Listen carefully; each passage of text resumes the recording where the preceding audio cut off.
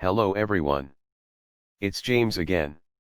And before I start today's video, I just want to quickly say, all work in this video contains 100% original content of and by myself James Smith, otherwise known as Bgood 4000, and was uniquely created with NAWMAL software, by myself James Smith. As I purchased commercial rights from NAWMAL to produce my unique and original video with this software. Commentary is uniquely my own thoughts, feelings, and expressions. Now that I have that out of the way, I do hope your day is going better than fantastic. And your journey to self-betterment is going better than fantastic as well. Today I want to talk about something very important. And that's the normalization of narcissism and narcissistic personality disorder and narcissistic behavior in our society. You see, I've made a few videos as of late talking about this problem we are seeing all around us. From all walks of life. In all areas of life. You see, I keep asking this question. What if a narcissist or narcissists were in a position to influence the masses? Such as they wrote scripts for television shows. They were the ones that would greenlight certain movie projects. Or they were the ones to tell major actors, singers and celebrities in which direction they were to go with their public lives. What would happen? Because as I've mentioned before, just like people that have good intentions can be found in every walk of life, the toxic narcissist or those like the narcissist can be found in every walk of life. They can be a plumber, a grocery store clerk, or a CEO, or an actor or movie producer. The grocery store clerk might only be able to greatly affect those in their circle. But the CEO, or television or producer or actor, they can potentially affect millions upon millions of people. But with that being said, the tactics are by and large the same. To trick their targets to think and believe this person is coming to them with the best of intentions. And then once they've gained their target's trust, they start to get this target to act against their own best interests by planting seeds of doubt here, and seeds of doubt there. You see, great military generals have learned the art of winning a battle without even fighting. They get their enemy to demoralize and to destroy themselves, with the thought that all that is happening is somehow their own thoughts and feelings, and that these thoughts and feelings are somehow right. I've given the example before. How if you are in what you consider to be a really good and healthy relationship, to talk to each other every now and then about how toxic people in the workplace and other areas might come into your life posing as a friend.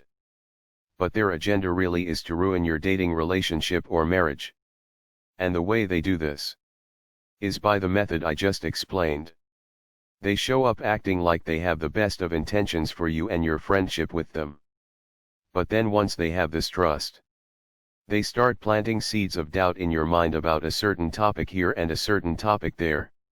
And before you know it, you are second guessing why you are even married to this person you are married to. And not even thinking.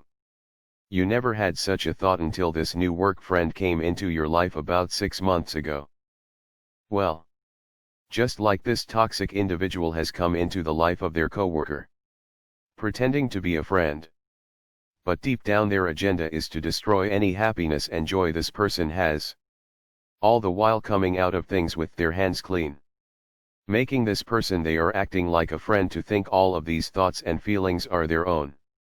And to not see these thoughts and feelings have been really induced and put upon them in a covert manner.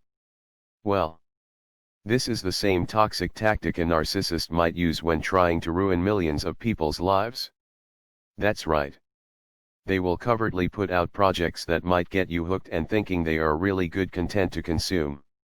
And once they have you hooked, they start dropping the seeds of doubt here and there in your mind, in order to induce the reactions they are looking for you to act out in your life. Actions that are self-destructive in most cases. And actions that will in most cases lead you down a dead-end street. You see, I've mentioned how I've been watching some of these high-value, level up, and dating down videos and streams. And what you hear from the callers is sadly utter delusion and an inability to self-reflect. A great many see nothing wrong with seeing relationships in a surface-level manner, and to ditch someone if they are no longer able to meet their financial needs. Or if someone comes along better that can offer more. Kinda sounds like narcissistic abuse, doesn't it? But then there are some callers that can self-reflect and admit they have been sold a bill of goods their entire life. And the first thing they point to is the media and entertainment they've consumed. They feel like they have been lied to. And they are now putting together the pieces of their lives as a result of following such lies. So they can possibly have a healthy relationship with someone that cares about them. Look. No matter if you are a man or a woman. You might be doing well in life today. And tomorrow you might not. That's a vast difference between you meeting someone and they bait and switch you like most narcissists do. Meaning they are lazy. And they don't want to work. Or they think it's funny to gain a bunch of weight and they have no desire to change. Or they end up hoarding and turning your house into a junk pile. At some point you have to say, hey, I've been baited and switched here. I need to get out. Because it's not getting any better. There's a big difference between that and you met someone and they were making a rare $120,000 a year. And I say rare. Because that's not a normal salary for a Westerner. It's just not. But let's say that's what they were making. They've been in their field of work for several years and grown with a particular company. But then one day, they get let go because of downsizing or cutbacks. And all this person can find is a job getting paid $65,000 a year. And their spouse leaves them as a result. Because they can no longer buy and do the things they once did. Now was this person they are leaving? Are they lazy? No, it doesn't appear that they are. However, the seeds of narcissism has been planted in our society. That teaches people. Once this person has nothing more you can use them for. You can just discard them. And it's all being normalized. There's a good friend I have. Where this friend's spouse had a high-paying job. And was let go because of downsizing. My friend's spouse was also starting to get up there in age. And they found themselves depressed. And as a result of the emotional trauma, this person found themselves becoming ill and developing health problems. Health problems us narcissistic abuse survivors know so well. Due to the emotional stress. Well, this person was finding themselves in a bad lifeboat, so to speak, because of these life situations. When my friend talked to me about what was happening, I just listened and was supportive. It took a few years of this friend's spouse battling their health problems. But they were able to get another job again. Not getting paid what they were getting paid before. But a decent salary. And when it was all said and done, my friend said, you don't want to know how many people kept telling them to just leave their spouse. And to move on and find someone somehow better. This person that they have been with most of their life. To just dump them to the side of the road like garbage. And this friend told me, James, you were the only one that just listened to me and that actually cared. Now let that sink in for just a moment. Everyone else was ready to throw away someone going through a hard life moment. Not laziness, but a tough life moment. But then you have to ask yourself, where did these thoughts and feelings come from? Remember, the narcissist puppet masters love to get things going without others knowing that they are the ones inducing the actions of others. An example of this would be a narcissist parent mistreating their son or daughter in such a way that steers their son or daughter to bad activity that might land them in jail. But the narcissist parent or parents will do it in such a way that this son or daughter will just appear to be bad. And the son or daughter themselves will see themselves as bad and not understanding why they think and feel the way they do. Never seeing the hidden hand behind them guiding them down this toxic road on purpose. And this is why talking about narcissism is so important. It's the hidden hand that no one sees guiding millions or people in the direction they want everyone to go. Several decades ago, when strong families were needed to build society, magically you had most people married and what we consider to be together homes. Though narcissism still existed, but now society is built. You magically have people in masses using one another. And it's normal to now live in split-up homes. But maybe it didn't happen magically. Maybe. Just maybe it was slowly induced. Again. What if a narcissist or narcissists were in positions where they could control the media and entertainment you consume? Media and entertainment that was greatly influential on how people think, act, and have relationships with others.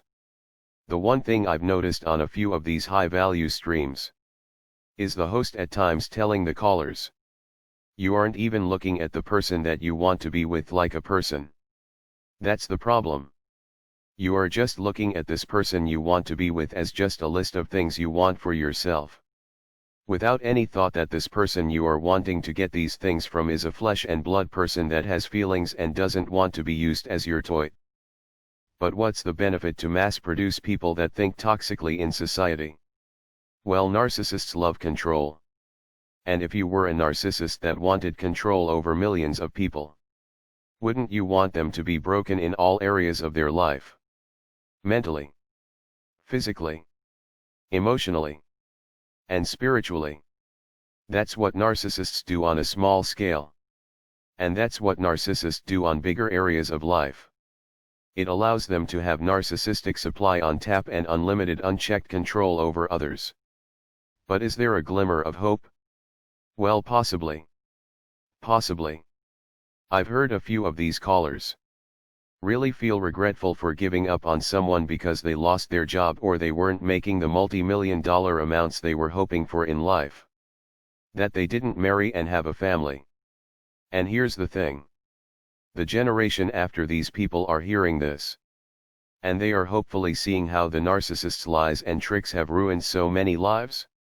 Just like the old serpent in the Garden of Eden. I think there are some people out there that are realizing that they don't want to bite of the fruit with great expectations of having a wonderful life. Because at the end of the day it ends up not being true. It's just interesting to watch and sad at the same time. It will be interesting to see if more people can pull themselves out of this lie. Hence the reason why I make the videos that I make. Narcissism is a big problem. And it needs to be talked about again and again and again. Because evil doesn't stop. The narcissist's tricks don't stop. Which means we must continue to sound the alarm the best way we can. Well, that's all I have for today. Please don't forget to subscribe if you like this content. And support this channel if you would like. With that said, I do hope your day is blessed. And until next time. Bye for now. And be good to yourself.